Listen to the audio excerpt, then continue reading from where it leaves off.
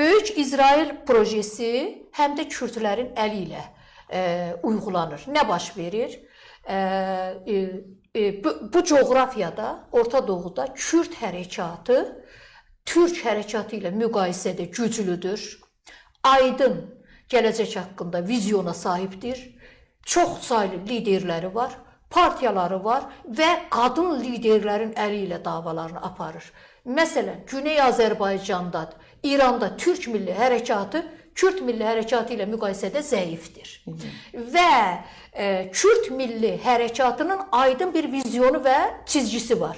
Kürd milli hərəkatı torpaq tələb edir. Türkiyəni parçalamaq istəyir, İranı parçalamaq istəyir, torpaq tələb edir. İraqdakı, Suriyadakı, önümüzdəki yaxın 20-30 ildə Türkiyədəki və İrandakı Kürd bölgələrini birləşdirib vahid Kürdistan yaratmaq. Beləliklə İsrailin Türkiyə ilə, İranla, ərəb ölkələri ilə həm sərhəd olmasının, İslami devlətlərlə çevrələnməsinin qarşısının alınması, İsrailin yanında bir Kürdistan yaranması və İsrailin Ağdənizə çıxması, Süveyş kanalına çıxması, Bəsrə körfəzinə çıxması, hətta Xəzərə qədər gəlib uzanması. Hətta PKK-nın bir çox saytlarında ermənilərlə toqquşma var. Qeyd edirlər ki, ermənilər niyə Azərbaycanın Qubadlı, Laçın, Zəngəzur bölgəsini işğal etmişdi? Burası Kürdistandır. Hətta Naxçıvan da Kürdistandır. Belə iddialar var. Kürd hərəkatı aydın bir vizyona sahibdir. Kürd hərəkatı hücumçudur, Türk hərəkatı müdafiəçidir. Amma müdafiə yetərli deyil. Və hal-hazırda həm İranın içərisində bir Kürd hərəkatı var, həm Türkiyənin içərisində. Yeri gəlmişkən, Kürd hərəkatları hər ölkənin spesifik şərtləri və siyasəti nəzərə alaraq yeridilir. Əslində bugün Türkiyədə belə bir siyasət izlənilir ki, Türkiyənin himayəsində bir Kürd bölgəsi qurulacaq, bir Kürdistan qurulacaq. Bunun adını xalqların eşitliyi, demokratikləşmə, özgürlük, insan haqları qoyurlar Kürd tərəfdən. Amma gerçək məqsəd nədir? Türkiyədə anayasa dəyişikliyi etmək, türksüz Türkiyə qurmaq, türksüz Anadolu dövləti qurmaq. Yəni Türkiyədə yaşayan xalqların bərabərliyi əsasında türksüz Anadolu dövləti qurmaq. Yəni bu planın, bu böyük İsrail planının tərkib hissəsidir. Yəni Türkiyəni türksüzləşdirmək, Türkiyəni, Anadolunu Türk dövləti olmaqdan çıxarmaq. Bununla bağlı Novruz bayramında Türkiyənin bütün şəhərlərində Kürd təşkilatları mitinglər etdilər. Və o mitinglərdə Kürd partiyalarının liderləri çıxış etdilər. Anayasada dəyişiklik edilməlidir, Türk sözü anayasadan götürülməlidir deyə tələblər qoydular. APO həbsxanadan azad edilməlidir, Sayın APO, terörist APO, Sayın APO olub. Gəlməlidir, masada oturmalıdır və Kürd milləti ilə Türk millətini eşitləşdirəcək qərarlar alınmalıdır. Yəni deyir ki, ey Türkiyə, ey Türk milləti, Türkiyə sənin deyil. Artıq mən də varam və Türkiyədə anayasa dəyişməlidir, Türk adı götürülməlidir. Bu coğrafiyada mən də varam.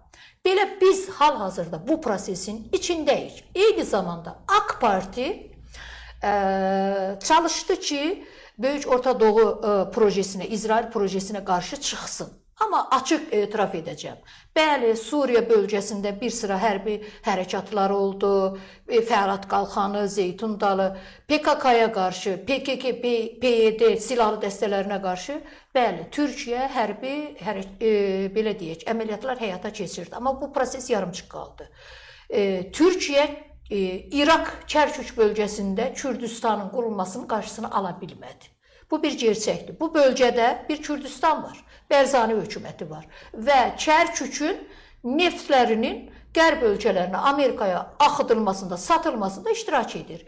İraq neftinin, İraq büdcəsinin 47% bu bölgədən gedən neftlə o büdcə gəlirləri formalaşırdı.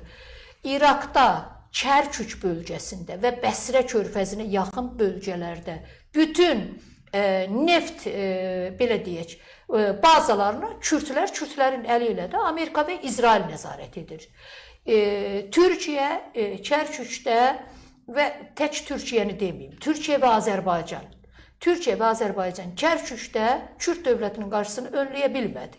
Suriyada da önləyə bilmir. Nəinki Suriyada önləyə bilmir və Suriyada və Kürd hərəkatı həm hərbi hərəkatdır, həm siyasi hərəkatdır. Suriyadakı PYD, PKK güclərinin əlində 150 minlik bir ordu var. Amerikan rəhbərliyində. Və Suriyada Kürdistanın Rojava bölgəsi deyirlər. Yəni Qərbi Kürdistan, qərb torpaqları. Orada Kürdistanın qurulmasını önləyə bilmirik. İraqda Kürdistanın qurulmasını önləyə bilmirik. Bunun yanında İranın içərisində 1945-ci ildə Pişəvəri hökuməti qurularkən Rusiya bir də Güney Azərbaycanın Soyuqbulaq və Sənəndəc torpaqları üstündə Mahaba Kürd dövlətini qurdu. Rusiyaya diqqət elə, Quzey Azərbaycan torpaqları üzərində Ermənistan qurdu. Güney Azərbaycanda Mahabat qurdu. İndi o bölgədəki Kürdlər Urmu bölgəsini də ələ keçirməklə bütövlükdə Qərbi Azərbaycanı ələ keçirmək niyyətindədirlər və bir yayılma prosesinin içindədirlər.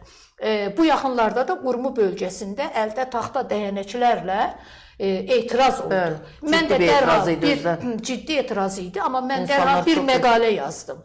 Məqalə yazıb bir, belə deyək, müqayisə apardım. Qeyd etdim ki, 1987-88-ci illərdə Ermənistanda ermənilər böyük şəhərlərdə mitinq edirdi ki, Qarabağ Ermənistanındır. Biz Qərbi Azərbaycanlılarda rayonlarımızda mitinq edirdik, əli yalın, ordusuz, köməksiz, dəstəksiz mitinq edirdik ki, Qarabağ Azərbaycanındır, Ermənistanın deyil. Yəni biz Qərbi Azərbaycanın içində Azərbaycan maraqlarını qoruyurduq, Qarabağı qoruyurduq. Amma bizi qoruyan heç bir güc yox idi. Nə Türkiyə bizi qorumurdu, nə Azərbaycan bizi qorumaq iqtidarında deyildi. Mən müqayisə apardım ki, 85-dən 88-ci illərə qədər Qərbi Azərbaycan türkləri əli yalın, silahsız ermənilər qarşısında aciz idi. Bugün Urmu türkləri də silahlanmış Kürd hərəkatına qarşı əldə dəyənəklərlə çıxıb mübarizə aparır. Necə də oxşardı ssenari. Ermənistanda həyata keçirilən ssenari indi burada həyata keçirilir. Və Türk milliyyətçi hərəkatı Kürd hərəkatının qarşısını ala bilmir. Kürd hərəkatı sadəcə silahlı mübarizə aparmır, həm də Orta Doğunun tarixini saxtalaşdırmaqla, Orta Doğuda yeni saxta uydurma kürdoloji paradigmaları ürətməklə məşğul olur. Məsələn, iddia edirlər ki, Şumerlər Kürdtür, Hetitlər Kürdtür, Urartulular Kürdtür, Səfəvilər Kürdtür, Əyyubi dövləti, Səlahiyyəddin Əyyubi Kürdtür, Mitanni dövləti Kürdtür. Bütün Türkiyə, İran və İraq, Suriya bölgəsindəki İslama qədər ki, bütün qədim mədəniyyətləri və xalqları Kürd dövləti, Kürd lideri, Kürd xalqı kimi təqdim edirlər və uydururlar ki, güya biz Kürdlər yerli xalqıq və siz türklər gəlməsiniz, siz türklər buradan gedəcəksiniz. Kürdolojinin əsasında bu durur ki, bu da Avropadan alınma, uydurma bir nəzəriyyədir. Siz türklər gəlməsiniz, biz yerli xalqıq. Və özlərinin də tarix, elm, tarix o təbliğatlarında çoxlu yalanlar var. Özləri də özlərini təkzib edir. Biz bilirik ki, Şumerlər, Mitanni dövlətini quran Subartılar, Hürrülər, Anadolu bölgəsindəki bütün əski mədəniyyətlər, bunlar iltisaqi dilli xalq idi. Amma Kürdlər isə İran dilli qruplara aiddir və Kürd dili İran dilinin bir alt dilidir. Sən İran dilli, Aryan qrupuna aidsən, necə Şumer sənin dövlətin ola bilər, Hetit sənin ola bilər, Mitanni dövləti, Hürri dövləti, bunlar Troyalılar türkdür deyir, Kürddür, Təbriz Kürddür deyir. Bu böyük bir yalan. Bu yalana da cavab verməkdə gecikən bir türk hərəkatı var. Və artıq paradigmaları ilə Türkiyə dövlətinin özünün içində bir istiqrarsızlıq yaradıblar. Türkiyə dövlətini təhdid edə biləcək bir güc halına gəliblər. Bu Amerikanın İsraili bombalaması, məsələn biz ancaq dövlətlər arası savaşları təhlil edirik. Amerika və İsrail İranı bombalayacaq. Nə bilim, Amerika Suriyanı işğal etdi, Amerika İraqı işğal etdi. Biz başa düşmürük ki, Amerika Suriyanı işğal etdi, İraq işğal etdisə, bu işğal Türkiyəyə də çatacaq. Biz başa düşmürük ki, İran bombalanacaqsa, onun bir ucu bizi də təhdid edir. Əvvəla mən dəfələrlə çağırış etmişəm. Mən Amerika və İsrailin İranı bombalamasını istəmirəm. Çünki İranı öz vətənim hesab edirəm. İran min illərlə bir türk coğrafiyası və bir türk vətəni olub. Farsları orada hakimiyyətə gətirən ingilislərdir. İran bir türk coğrafiyasıdır, bir türk vətənidir və orada əhalinin 50%, 60% türkdür. Amerika və İsrail bombaları İranın başına töküləndə şəhərlər Qazzədəki kimi, Suriyadakı kimi yerlə yeksan olacaq. Bizim bütün tarixi abidələrimiz, 1000 illik İranda yaratdığımız, birişdirdiyimiz abidələr, şəhərlər, mədəniyyət, kültür yerlə yeksan olub dağılacaq. Xalqımız oradan köçə zorlanacaq. Əksəriyyəti o bombaların altında öləcək. Kərkükdə türkləri qoruya bildiyi kimi, Suriyada 7 milyona yaxın türkmən var, onları qoruya bildiyi kimi, bizim Hələbdə, Bəsrədə, Təlafərdə, Süleymaniyədə, Ərbildə, Şam şəhərində türk izlərini qoruya bildikmi? Kərkük türklərini soyqırımdan xilas edə bildikmi? Köçdən xilas edə bildikmi? Hanı 7 milyona yaxın Suriya türkməni? Bugün Hələbdə yaşayırmı? Hanı? Bəsrədəki türkmən hanı?